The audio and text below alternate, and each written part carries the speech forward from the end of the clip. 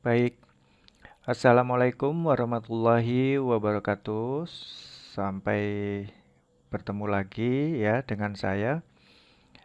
Eh, kita akan membahas tentang bagaimana cara membuat pemetaan ya menggunakan aerial drone ya, aerial photography drone. Di sini kita akan menggunakan Agisoft MetaShape Professional. Anda bisa mendownload programnya di website saya www.bimbelkomet.com. Link downloadnya silahkan lihat di deskripsi video ya. Nah, eh, lalu ini adalah hasil dari pemetaan yang diambil dari beberapa banyak gambar yang mengikuti alur. Nah, ini hasilnya 3D ya, seakan-akan kita seperti men-scanning bumi atau men-scanning area yang ingin kita petakan menjadi bentuk 3D seperti ini. Ini nanti bisa diorbit. Nah, ini adalah hasil lainnya ya. Ini merupakan diagram eh, DEM ya, Digital Elevation Model, sehingga di sini menampilkan mana titik tertinggi dan mana titik terendah. Nah, di sini titik tertingginya yaitu yang semakin merah berarti dia di ketinggian elevasi 50,2 meter terhadap elevasi air laut ya, dan titik terendahnya di sini berada di 34,8 meter dari permukaan air laut. Nah, di sini karena ini rumah 2 lantai, jadi dia yang paling tinggi sendiri, ya. Dan ini ada pohon yang mungkin dia sudah hampir sama tingginya dengan yang rumah 2 lantai. Nah, ini juga adalah hasil join dari beberapa jepretan sehingga di sini sangat detail sekali ya. Nah, kita bisa zoom sangat dekat sekali sampai sedekat ini, sampai sedetail ini, bahkan ukuran tekstur atap pun sangat terlihat jelas di sini ya. Kalaupun ada hewan ya seperti kucing, mungkin di sini juga akan terlihat jelas ya. Nah, ini ada, oh ini saya ambil di posisi ini supaya dapat di eh, di seluruh jangkauannya. Nah, kita akan mulai bagaimana cara membuatnya ya. Eh, Sebelum kita memulai dengan program ini ya. Nah, adapun bahan yang perlu Anda sajikan ya. Anda bisa menggunakan drone profesional seperti Mavic Air Pro ya, atau yang lain-lain lah yang profesional-profesional itu. Nah, karena ada beberapa program untuk membuat rute pemetaan seperti ini, bahkan jarak jangkauannya juga bisa lebih luas ya, bisa berhektar-hektar. Nah, namun di sini saya akan contohkan dan saya kebetulan mempraktekkan dengan DJI Mavic Mini yang sebenarnya di program remote-nya itu tidak ada em, fitur untuk membuat alur pemetaan seperti ini ya. Nah, jika Anda memiliki drone atau aerial photography device seperti ini yang tidak ada fitur untuk membuat pemetaan, maka kita bisa menggunakan aplikasi pihak ketiga ya. Di sini saya menggunakan DroneLink. Nah, ini bisa diinstal di Android dan bisa dibuka di website ya atau di desktop di browser untuk membuat pengaturannya. Kemudian data flight controllernya ini ya, flight datanya ini akan dikirim ke aplikasi Android yang terhubung dengan drone kita. Nah, silakan Anda bebas memilih banyak aplikasi pihak ketiga untuk membuat pemetaan seperti ini.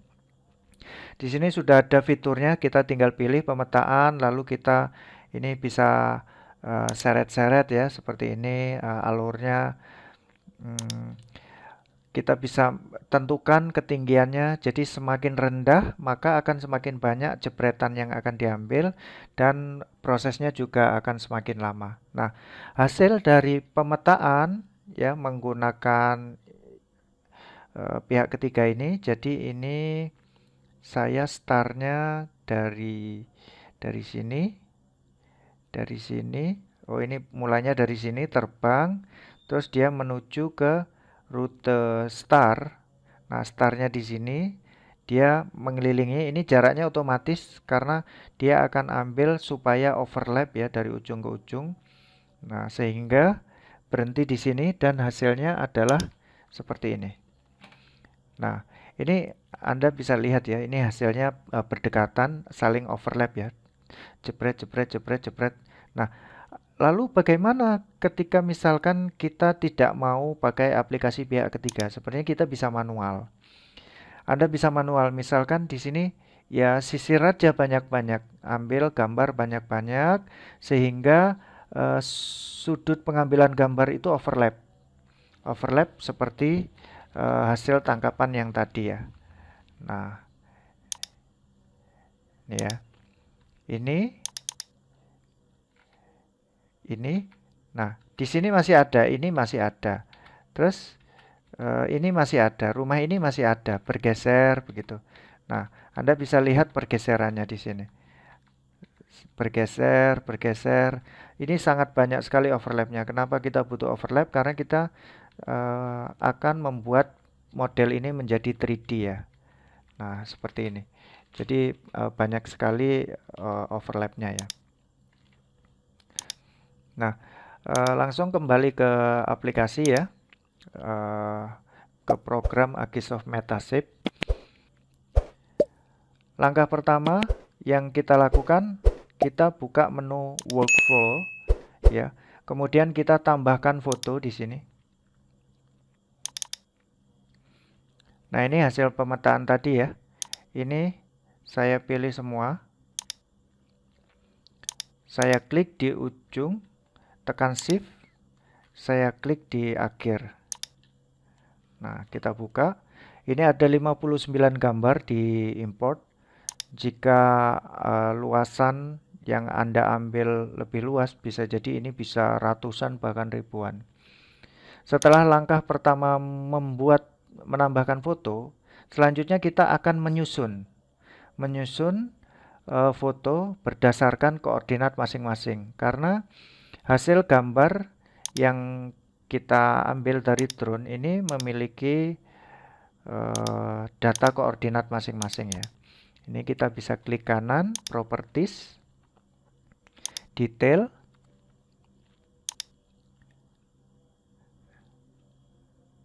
Di sini ada data koordinatnya. Nah, ini diambil oleh latitude sekian, longitude sekian, dan di ketinggian 102.927 meter dari permukaan air laut. Ya. Nah, setelah itu kita lanjut ke workflow berikutnya. Ya. Workflow berikutnya kita align foto. Kita klik ini align foto. Nah, di sini akurasinya Anda bisa pilih tertinggi, tinggi, medium ya. Jika Anda menginginkan gambar yang lebih detail, hasil yang lebih presisi, Anda bisa pilih highest. Namun supaya tutorial saya tidak terlalu lama, saya akan pilih medium ya. Saya akan pilih medium, lalu saya klik OK. Kita diminta untuk menyimpan prosesnya. Karena antisipasi terjadi error, dia akan force close ya. Latihan mapping Agisoft. Saya simpan, biarkan dia melakukan prosesnya. Kita tunggu sampai proses alignment foto selesai. Nah, prosesnya udah selesai ya. Jadi ini fotonya sudah disusun berdasarkan posisi koordinat. Nah, kita bisa lihat ini tadi foto-foto kita tadi tidak selalu sejajar ya. Karena Bisa jadi posisinya tadi kena angin atau memang alurnya tadi tidak linear ya, tidak linear sesuai dengan lokasi perumahannya. Nah, kemudian langkah selanjutnya adalah kita buka menu workflow, lalu kita membuat point cloud, artinya membuat awan, titik awan alignmentnya secara 3D ya. Jadi tadi baru secara sumbu XY dan kita membuat point cloud berdasarkan elevasi masing-masing gambar ya. Kita klik ini, saya tetap pilih medium, Anda bisa pilih opsi tinggi untuk mendapatkan hasil yang lebih baik. Kita klik OK, kita tunggu prosesnya. Nah, selanjutnya kita buka menu workflow ya, kemudian kita lanjut ke build model untuk mendapatkan model 3D ya. Kita klik OK. Setelah itu kita lanjutkan buka menu workflow, lalu kita membangun tekstur ya, build tekstur. Di sini akan memberikan warna pada model 3D. Kita klik OK. Kita tunggu sampai proses selesai. Nah, untuk melihat hasilnya ya, kita bisa klik icon ini. Di sini ada beberapa macam gaya tampilan ya. Ada tekstur ya. Di sini sudah memiliki tekstur ya. Nah, kita bisa orbit di sini. Nah, ini modelnya ini sudah timbul ya. Udah 3D ini. Nah, ini rukonya 3D, terus rumahnya juga 3D, terus pohonnya juga timbul. Nah, ini yang saya sebutkan tadi, rumahnya 2 lantai, makanya ini tinggi ya. Nah, ini beberapa pilihan lainnya. Ini hanya bentuknya saja. Tadi tanpa tekstur. Ini solid. Solid seperti ini. Ini seperti hasil scanan 3D printing ya. Ini wireframe. Ini yang menunjukkan elevasi. Jadi di sini yang merah. Jadi di sini bagian yang berwarna merah berarti dia titik tertinggi. Semakin ke biru dia semakin terendah. Kemudian ini confidence. Seberapa confident gambar ini ya. Jadi yang di pinggir-pinggir ini karena tidak terjoin dengan tidak teroverlap dengan gambar lain, jadi dia kurang confident ya. Dan area-area yang sebelah sini ini tertutup, jadi tidak confident di situ. Kemudian langkah berikutnya kita bisa buka menu workflow, kemudian kita akan membangun DEM, yaitu Digital Elevation Model ya. Lalu kita klik OK di sini. Nah, untuk melihat hasil DEM, Digital Elevation Model, kita bisa klik di ortho di sini ya. Nah, ini adalah DEM-nya. Nah, kemudian di sini hasil mapping masih belum ada. Untuk memunculkan mapping join sehingga gambar kita menjadi peta, kita buka workflow, lalu kita build ortho mosaic ya, untuk menghasilkan foto terproyeksi ortogonal atau hasil akhir dari join pemetaan. Kita klik OK. Kita tunggu prosesnya hingga selesai. Nah, untuk menampilkan petanya kita bisa klik icon ini ya. Nah, jadi di sini nih sangat detail sekali karena tadi sudah dijoin dari sekian banyak foto yang kita punya, ini sudah dijoin ya. Ini model 3D-nya tadi ya. Nah, kemudian dari gambar ortomozaik pemetaan ini kita bisa ekspor di sini. Nah, ekspor ortomozaik ya untuk peta yang resolusinya tinggi. Ini misalkan mapping klaster Pinata. Kita klik OK. Nah, nanti kita bisa lihat hasilnya. Kemudian kita bisa ekspor ke dalam bentuk lain ya. Ini ekspor model. Ekspor model ini kita bisa beberapa format, bisa di Google Earth. Nanti kita bisa buka di Google Earth. Google Earth-nya akan timbul model ini. Ini format 3ds ya, format 3D Max di sini juga bisa, format DXF untuk AutoCAD juga bisa dan lainnya ya. Nah, kemudian kita bisa buat laporan di sini. Buka menu file, lalu export, lalu generate report. Kita akan buat contoh laporan pemetaan misalkan. Lalu kita klik OK. Report mapping Pinata. Nah, ini adalah hasil report dari program Agisoft MetaCafe ya. Ini hasil setelah terjoin. Nah, ini adalah hasil setelah terjoin. Ini adalah titik-titiknya ya.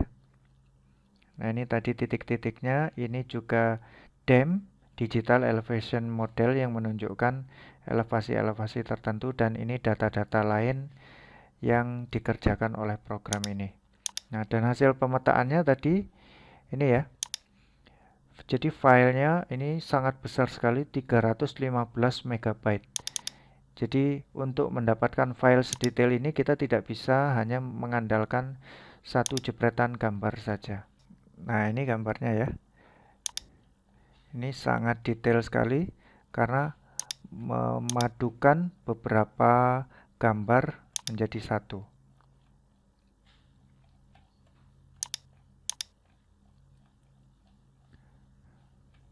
Nah, sekian tutorial dari saya. Semoga bermanfaat. Jangan lupa download di website saya ya, www.bimbelcomet.com. Selamat mencobanya. Terima kasih. Wassalamualaikum warahmatullahi wabarakatuh.